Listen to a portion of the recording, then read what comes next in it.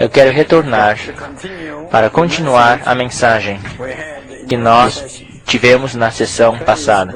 Por favor, voltem para o versículo 32, no capítulo 20.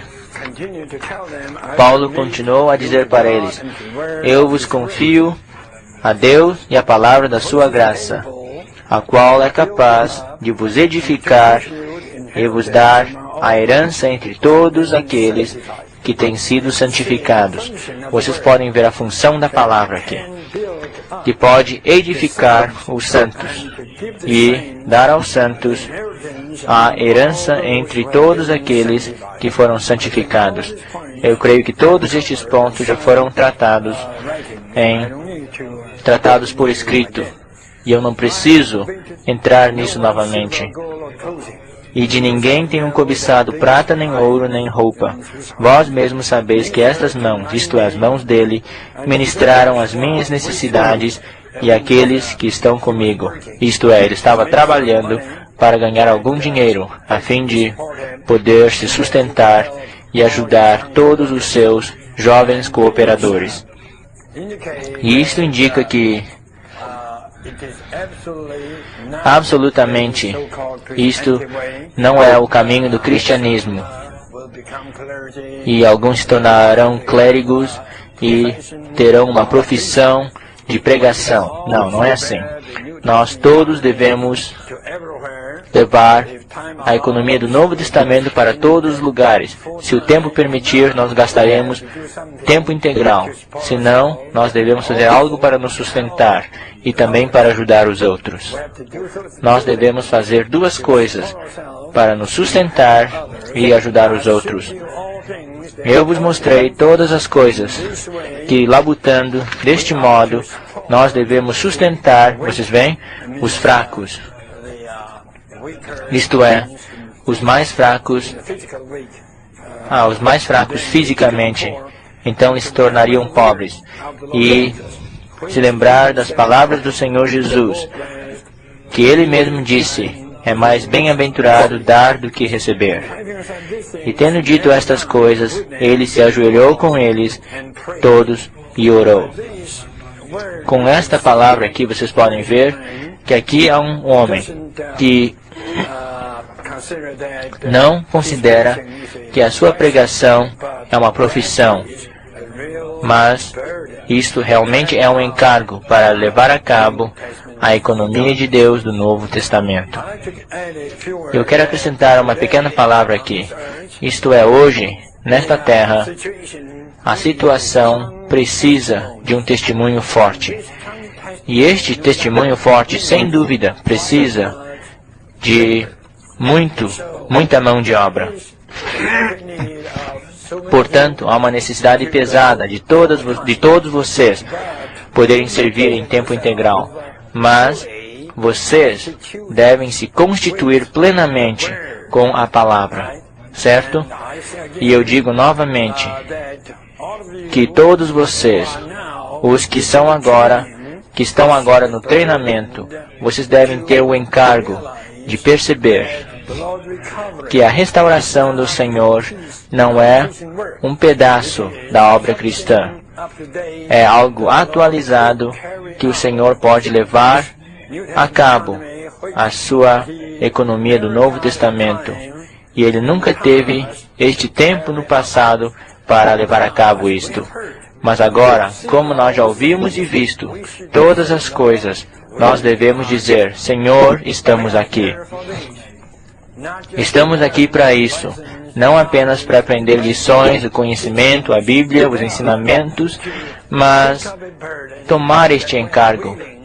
Senhor, estamos dispostos a ser constituídos com todos estes ensinamentos do Novo Testamento para que possamos ser um vaso como Paulo, para levar a cabo tal encargo em tempo integral.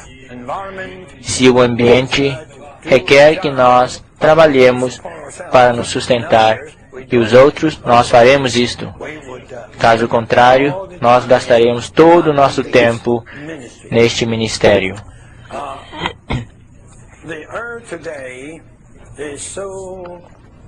A terra hoje é tão pequena, contudo, é tão grande em necessidades.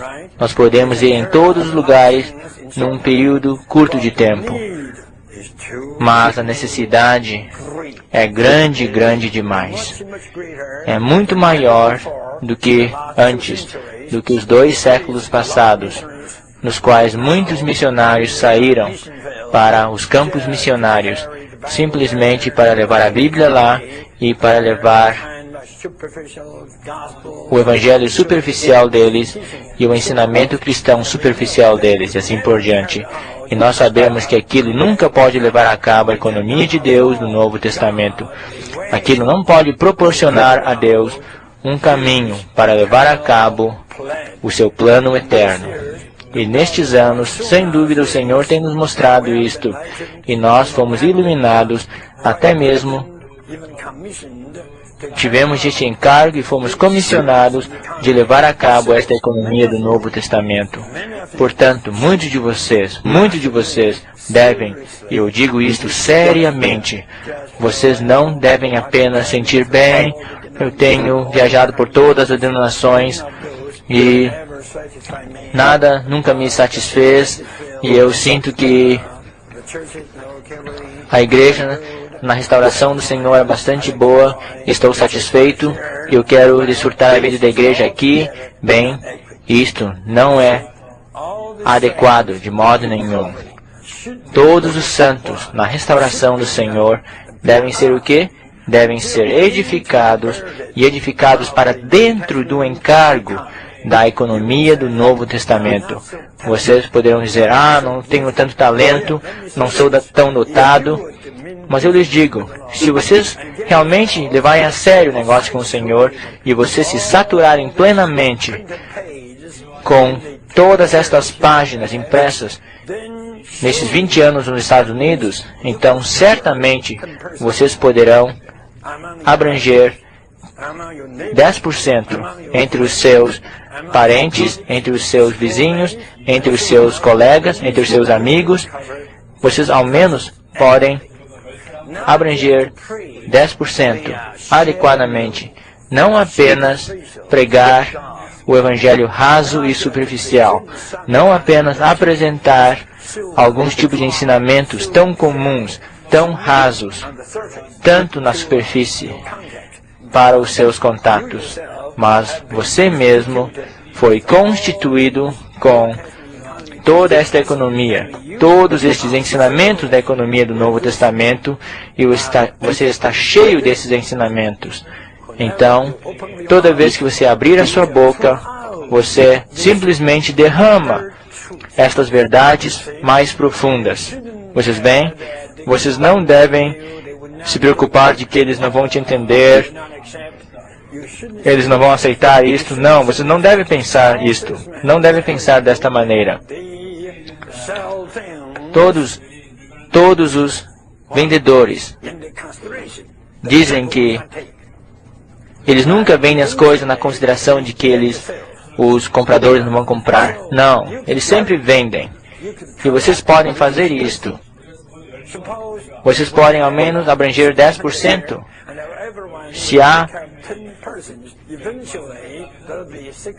Se há 600 pessoas lá e vocês tiverem 60 pessoas e cada pessoa trata de 10 pessoas, vocês poderão abranger todo mundo. Vocês podem dizer, apenas posso cuidar de 10 pessoas. Isto é pequeno demais. O irmão Lee prega e ele fala para 1.600 pessoas ou mais, mas eu posso apenas cuidar de 10 pessoas? Não, isso é muito pouco. Não falem assim, não. Se vocês cuidarem apenas de 10 pessoas, e todo mundo cuidar de 10 pessoas, então isto resultará em algo. E a sua obra vai produzir algo. E aqueles debaixo do seu cuidado serão o quê? Serão constituídos contigo, e eles farão a mesma coisa, e isto vai se multiplicar, Eu não direi que 1.600 pessoas, cada pessoa ganha 10 pessoas, então serão 16 mil pessoas. Não, ao menos se vocês tiverem 8 mil pessoas aqui e cada uma de vocês cuidarem de 10 pessoas, vocês terão 80 mil pessoas.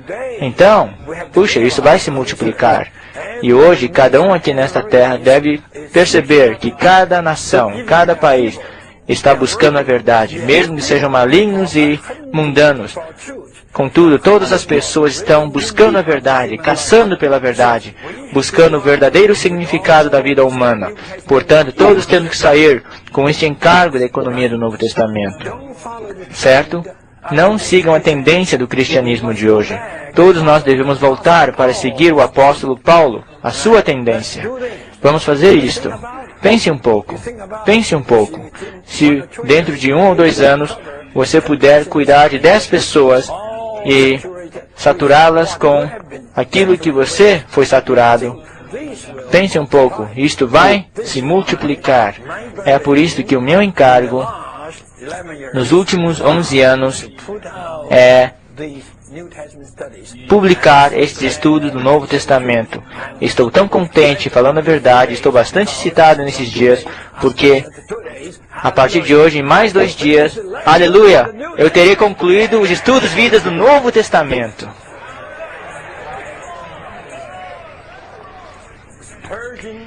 Spurgeon, C.H. Spurgeon, publicou 5 volumes sobre Salmos. E ele o chamou o Tesouro de Davi. Mas nós temos o Tesouro de Cristo.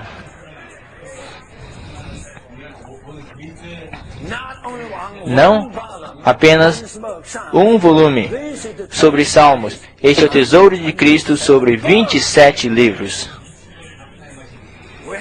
Nós temos publicado os volumes encadernados, certo? 9 volumes.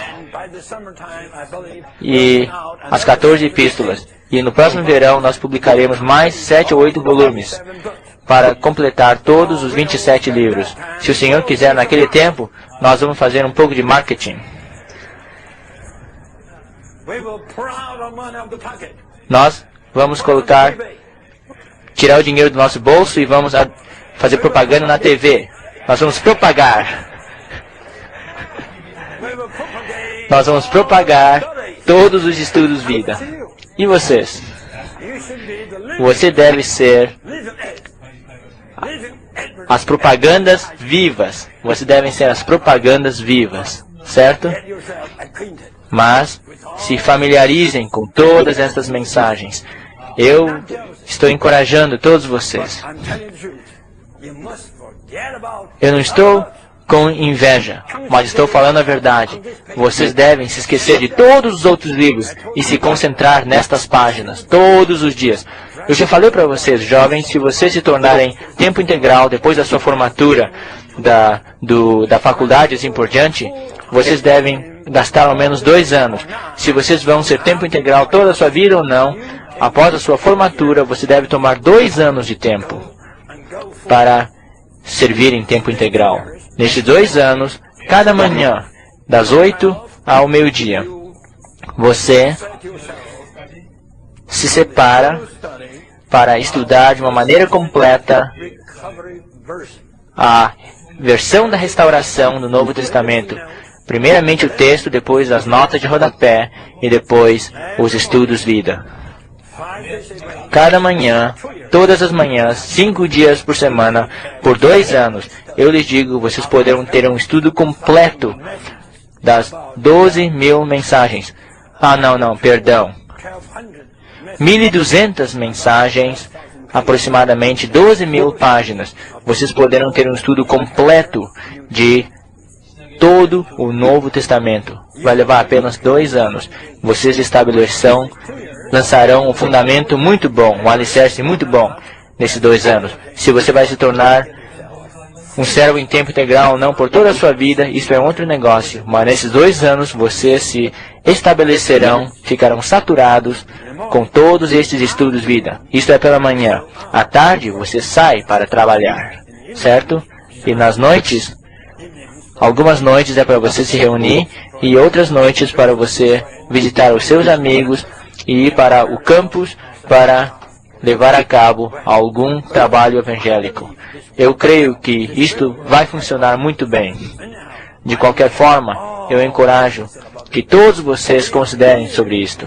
Estamos aqui não apenas como membros comuns da assim chamada igreja, como uma obra, um pedaço da obra cristã. Não.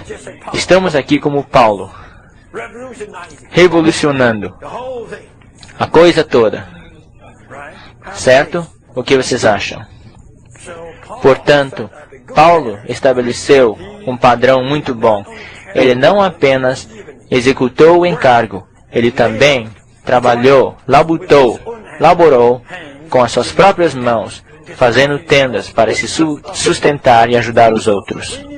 Nós precisamos do sustento financeiro, mas eu lhes digo, eu já calculei bastante bem, desde que tenhamos 10 membros trabalhando, e estes 10 membros podem suportar um servidor de tempo integral.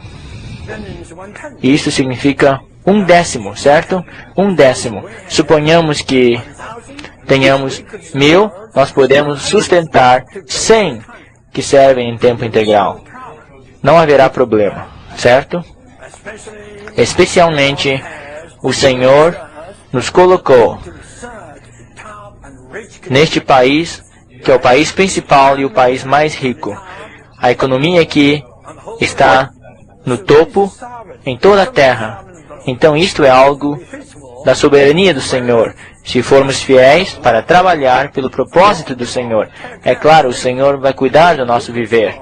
Então nós podemos sustentar tantos que servem em tempo integral, não apenas para abranger os Estados Unidos, mas também para ir para os outros países. E eu creio que muitos santos lá em Taiwan já se prepararam para ir para a Índia. Eles me falaram isto. Eles querem ir para a Itália, eles querem ir para a África. Eles estão aprendendo as línguas lá. E vocês? Mas não saiam de mãos vazias. Vocês devem sair com o conhecimento pleno da verdade, de acordo com, ao menos, o Novo Testamento. E este Novo Testamento, graças ao Senhor, foi aberto para nós. Ao menos está atualizado. É claro, eu sei, se vocês entrarem nisso, mais tarde vocês verão algo mais.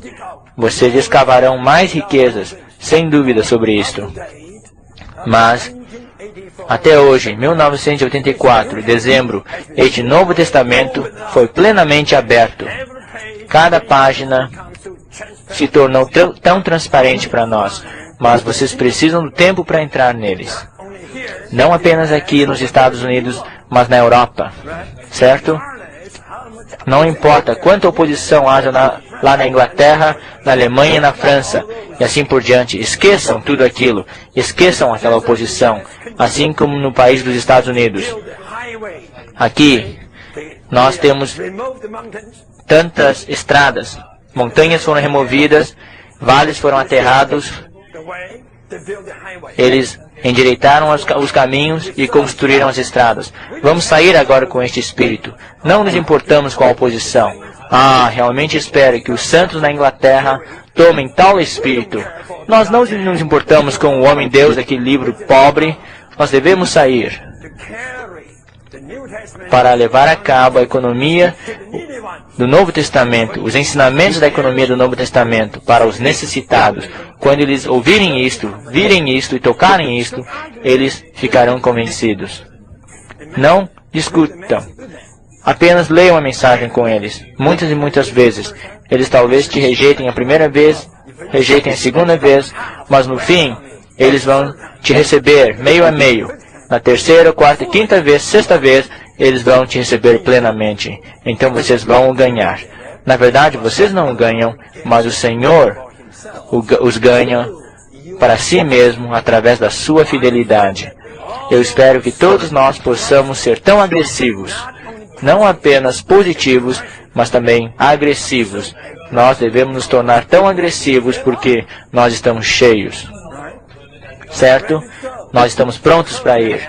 Eu espero que, no máximo, dentro de 5 anos, haja uma grande saída lá, nos 5 continentes. Nós não temos um grande número, mas ainda assim não somos tão pequenos. Ao menos há 50 mil na restauração do Senhor. Já há lá 600 igrejas ao redor do globo.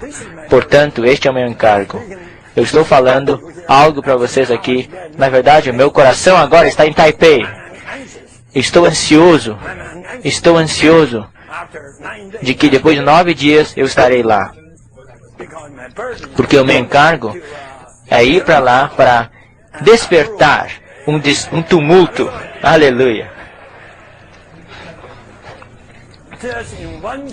Em apenas uma cidade, a cidade de Taipei, há 5 mil membros ativos naquela cidade, ativos. Mas além desses 5 mil ativos, há 6 mil dormentes ali. Amáveis, estão dormindo lá. Eu estou indo para lá para acordá-los. Estou falando sério, e orem por mim. Eu vou ir para lá para ser selvagem.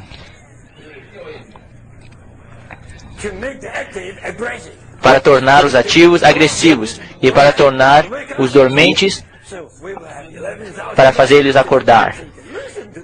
Eu vou fazer com que eles se tornem 11 mil naquela cidade. Ouçam isso. 11 mil!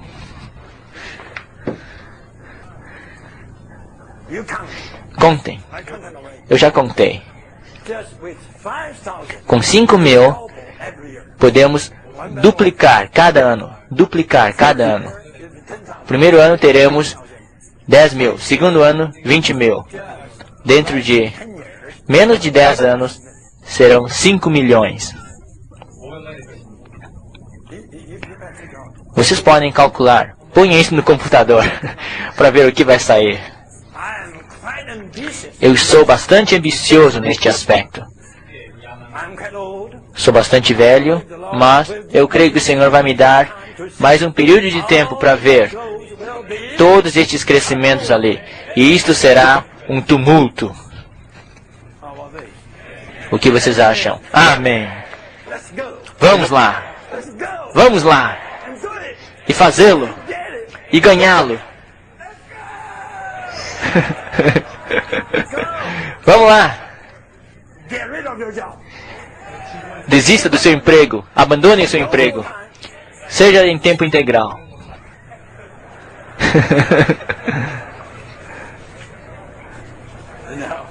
De qualquer forma. Vamos voltar para o nosso estudo bíblico. Por um pouco tempo. O capítulo 21. Depois daquele tipo de comunhão solene e amável que Paulo teve com os presbíteros em Éfeso, ele e a sua companhia prosseguiu. Da Ásia Menor, eles continuaram através de alguns lugares que nós não precisamos nos preocupar, e eles chegaram em Jerusalém. Alguns dos pontos nós já tratamos pelas notas. Portanto, para pouparmos tempo no falar, eu não preciso repetir, mas vocês devem estudar as notas. Eles chegaram em Jerusalém.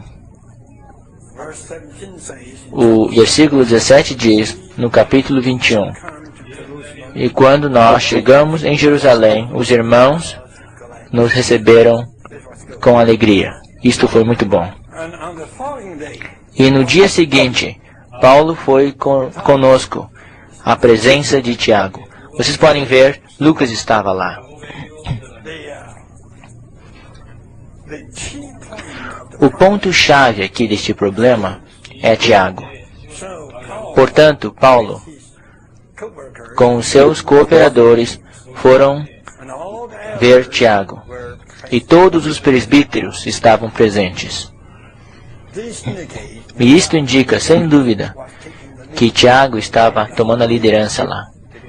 Ele era o principal entre os presbíteros. 19. E tendo-o saudado, ele relatou uma a uma as coisas que Deus fez entre os gentios por intermédio do seu ministério. Ele era sábio, não a ensinar, mas a apresentar as coisas que Deus fez por intermédio do seu ministério. O versículo 20. E quando eles o ouviram, glorificaram a Deus. Isto era justo.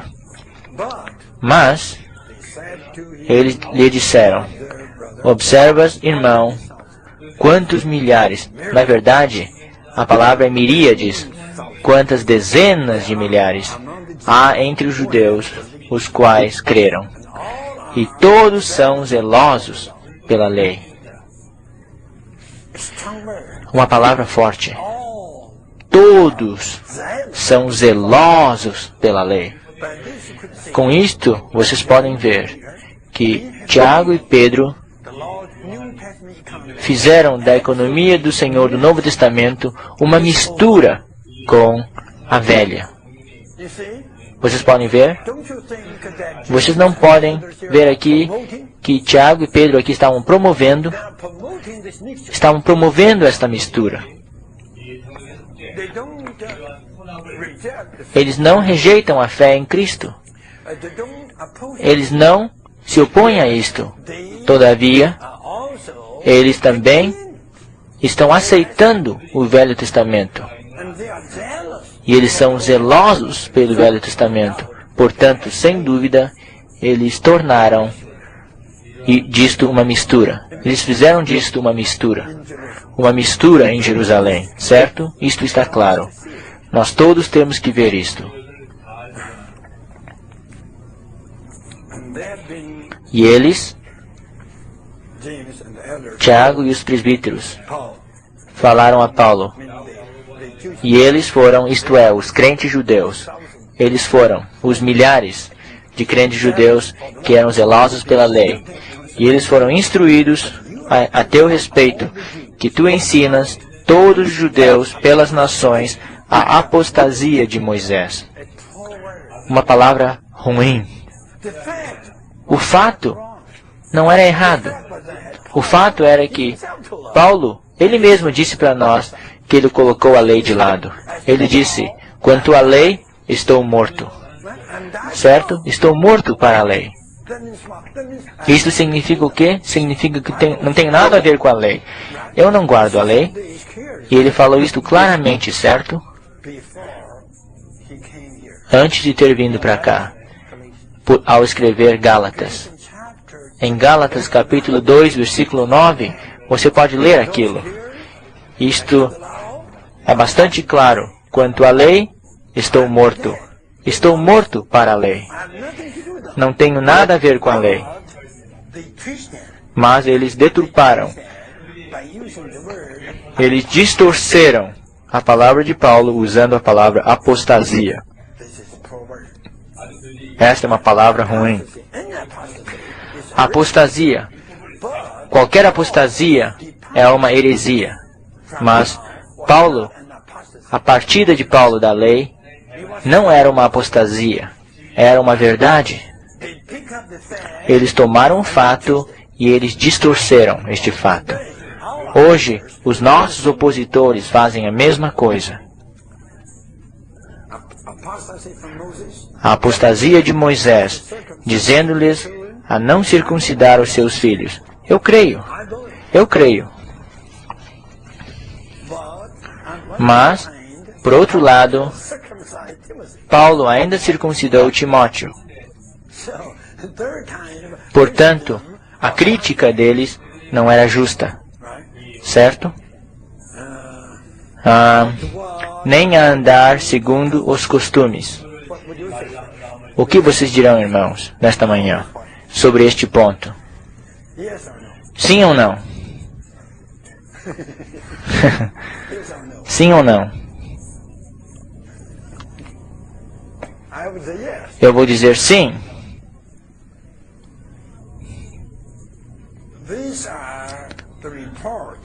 Estes são os relatos, as informações que foram a Jerusalém sobre o ministério de Paulo. O que você diria? Você sabe o que eu diria? Eu diria isto. Hoje é a mesma coisa conosco. Os relatos saem sobre nós. Meio verdade, meio inverdades.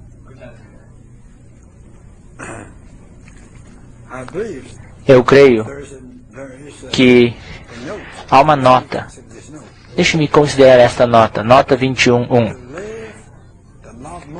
Abandonar a lei de Moisés, não se circuncidar e não andar segundo os costumes de letras mortas são realmente segundo a economia de Deus do Novo Testamento. Ouçam. Não são? Eu leio novamente. Abandonar a lei de Moisés, não é isto segundo a economia de Deus do Novo Testamento? Não se circuncidar, não é isto segundo a economia de Deus do Novo Testamento? E não andar segundo os costumes de letras mortas. Tudo isto realmente são segundo a economia de Deus do Novo Testamento. Mas isto era considerado pelos judeus incrédulos e mesmo pelos judeus crentes em Cristo uma apostasia da dispensação de Deus do Antigo Testamento.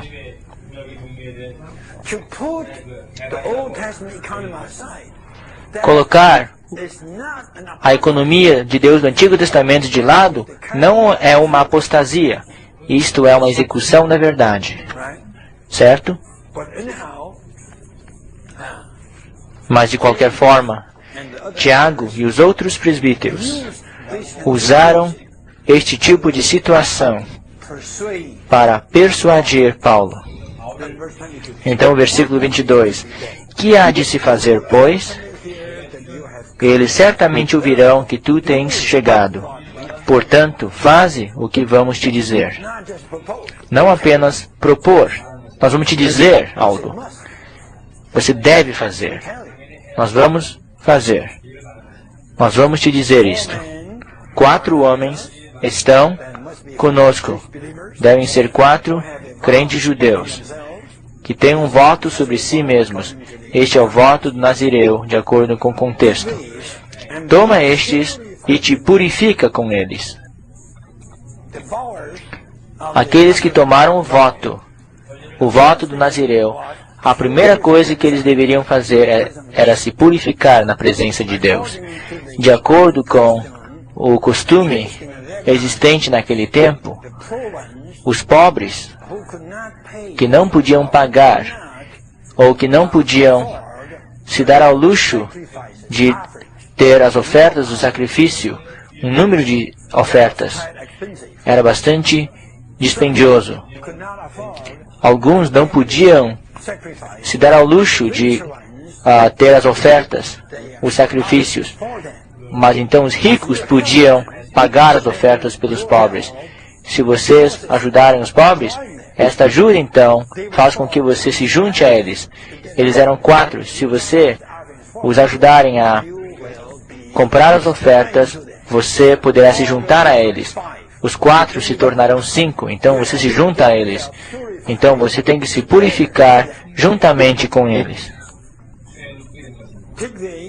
Toma estes 4, e te purifica com estes 4, e paga as despesas deles, para que possam raspar as suas cabeças, e todos saberão que não é verdade as coisas nas quais foram instruídos a teu respeito, mas que tu mesmo também andas devidamente guardando a lei.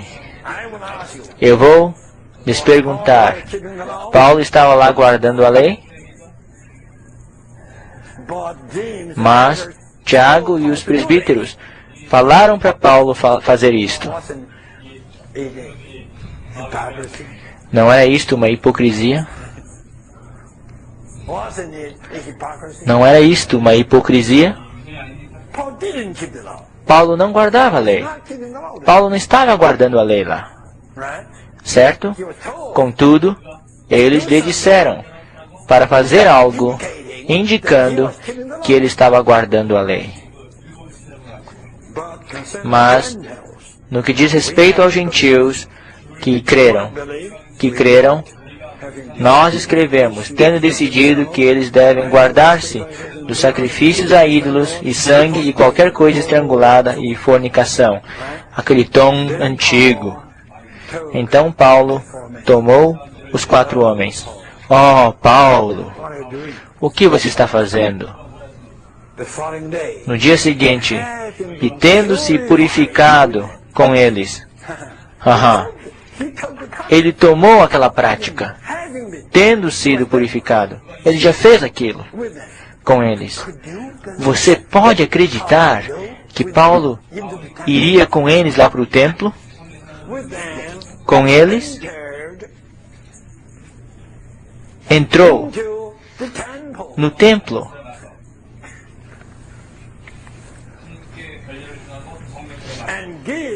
Notificando o cumprimento dos dias da purificação. Até significa que eles estavam esperando que a oferta fosse ofertada por cada um deles. Ele foi purificado entre os 4 no templo, e ele estava esperando pelo sacerdote até que ele viesse no cumprimento dos dias, isto é, no 7º dia, para ofertar os sacrifícios por cada um deles, inclusive Paulo. Amados santos, vocês podem acreditar que Paulo neste ponto faria isso? Pense um pouco.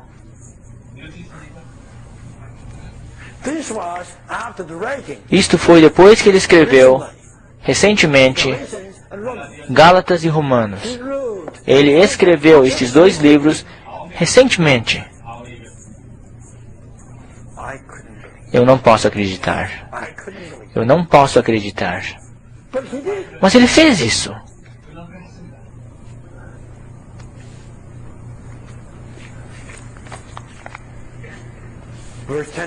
O versículo 27.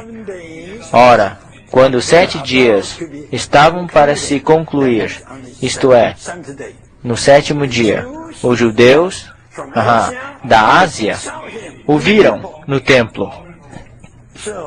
Portanto, humanamente falando, Paulo fazendo aquilo no templo com a intenção de fugir do problema, certo? Na verdade, quando ele fazia aquelas coisas no templo, aquilo arranjou problemas, encrencas para ele.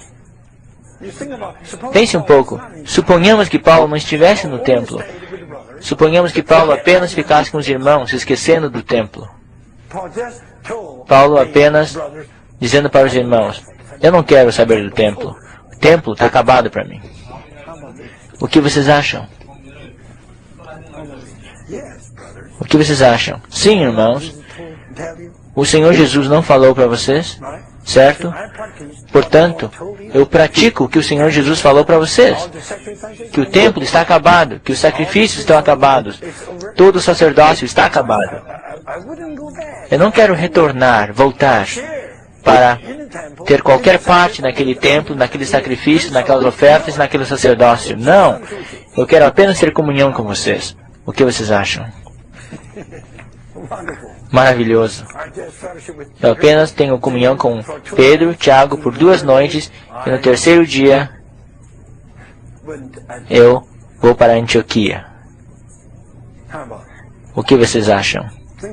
Pense um pouco. Eu lhes digo, você deve perceber, mesmo Paulo estava se comprometendo. Ele estava se comprometendo. Ele estava se comprometendo. Para Paulo, tal escritor de Efésios e Romanos, num período tão curto de tempo, ele escreveu esses 2 livros tão recentemente. Para ele tomar tal passo, isto foi um comprometer grande demais. certo? Deixe-me conferir com vocês. Paulo já estava lá por 6 dias, no templo, esperando pelo cumprimento, para que o sacerdote pudesse vir e ofertar as ofertas por ele e pelos outros. Como é que ele podia ficar lá por aqueles 6 dias? Você acha que ele estava alegre lá? Você acha que ele estava louvando o Senhor? Aleluia! Todo dia. Ah, essa é a minha história. Este é meu cântico.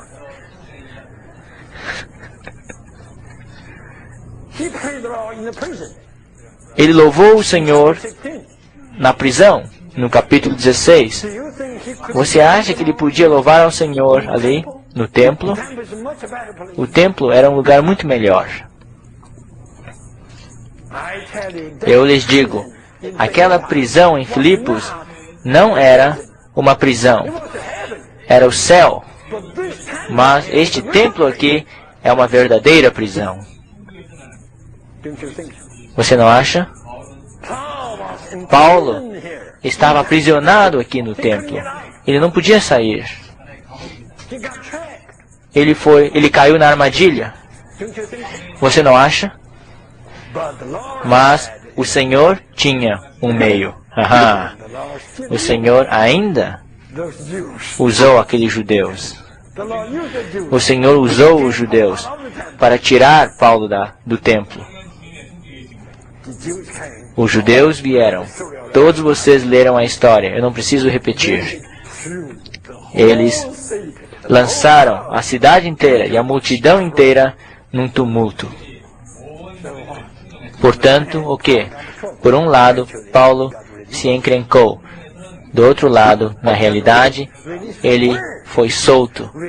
Ele foi libertado. Libertado de onde? Não apenas do templo, mas também daquela mistura demoníaca.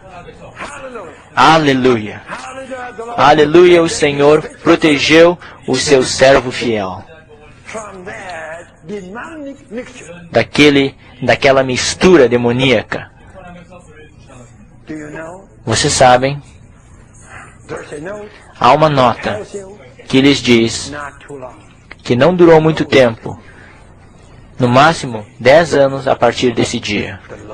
O Senhor, Deus, estava furioso com esses líderes judeus. Vocês sabem, em Mateus 22, naquela parábola da vinha, o Senhor chamou os líderes judeus de os vinhateiros malignos. Deus estava furioso, irado com eles. Então Deus enviou um exército para destruir todas as coisas judaicas. Todas as coisas. Se vocês tiverem um tempo, eu vou pedir que vocês leiam o registro de Joséfo. Em todos os pormenores. Aquilo foi uma destruição absoluta.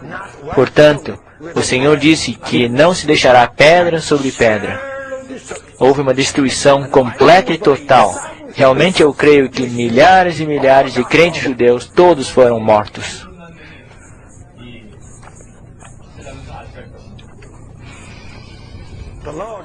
O Senhor simplesmente estava furioso para apagar não apenas o Israel rebelde, mas também o cristianismo misto.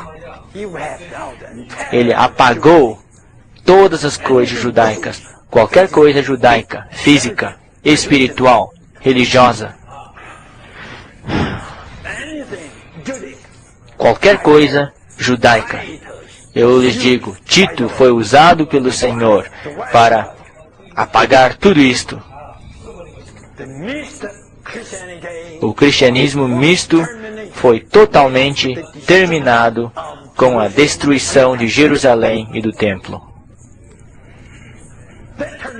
Aquilo terminou. Aquilo terminou com a fonte do veneno. O Senhor teve um meio. É maravilhoso. O Senhor sabe o que estava lá no coração de Paulo. Ele era fiel. Contudo, ele não podia ajudar a situação. Certo? Ele caiu na armadilha. A armadilha de se comprometer. Mas o tumulto o resgatou.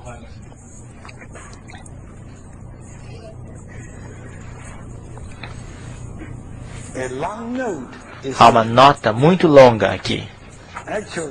Na verdade, hoje, vocês têm algumas notas, nas quais vocês devem gastar algum tempo à tarde. Eu não creio que eu precise ler para vocês.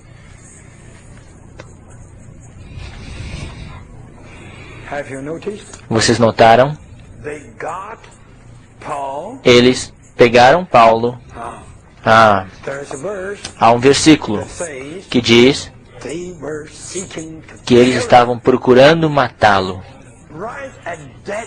Bem naquele instante, eu creio que se fosse 5 minutos mais tarde, ele teria sido morto. Mas, naquele instante tão crucial, o comandante da coorte romana entrou em cena. Ele não teve nenhum pensamento de proteger Paulo, mas ele estava cumprindo com seu dever de manter a cidade em ordem. Portanto, ele não iria permitir que um tumulto daquele tipo existisse. Então, ele entrou para intervir. E a intervenção dele resgatou Paulo. A intervenção dele, na verdade, se tornou uma proteção de Paulo. Portanto, Paulo escapou das mãos conspiradoras dos judeus. Então, ele foi resgatado. Ele foi resgatado para um lugar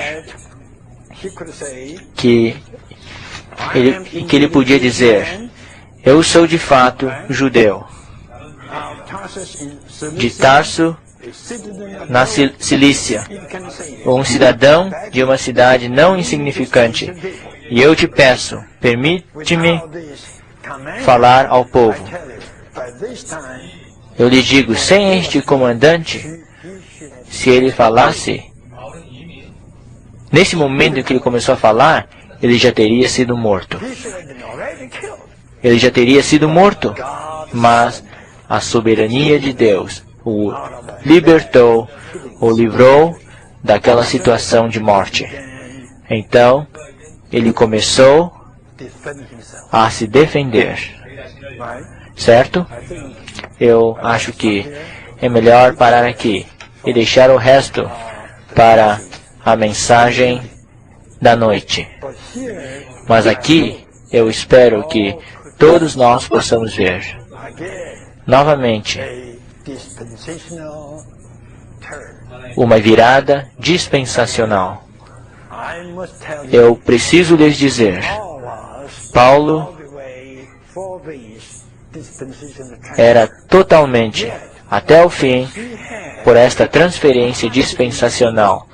Mas, mesmo quando ele tinha uma intenção positiva, com um propósito positivo, tentando ir a Jerusalém para ajudar esta transferência, no fim ele mesmo caiu na armadilha. Ele caiu na armadilha. Vocês não acham que ele estava lá por 6 dias, certo? Ele estava se lamentando, descontente naqueles 6 dias, certo? Mas não havia jeito de sair. Então, no 7º dia, o tumulto veio. O tumulto apareceu e ele foi capturado pelos judeus asiáticos, pelos judeus que vieram da Ásia, os quais estavam conspirando lá em como matá-lo. Vocês não acham que, neste instante, ele deve ter se lamentado, porque ele se juntou aqueles homens no voto do Nazireu. Suponhamos que você seja ele. Neste instante, você não se lamentaria? Que você não deveria ter feito aquilo. Você não deveria ter se juntado a eles naquele voto. Você não deveria ficar no templo por tantos dias, certo? Você deveria ficar em outros lugares, certo? Que lugares? Vocês notaram? O registro de Lucas é bastante interessante.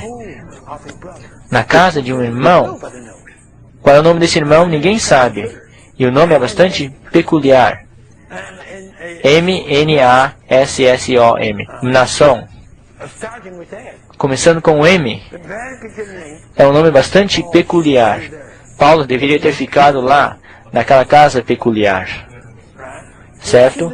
Ele não deveria ter ido ao templo. Você acha que eu sou demais? Aquele era o lugar onde ele estava hospedado. E todos os seus cooperadores estavam hospedados lá. Era sábio se hospedar lá. Certo?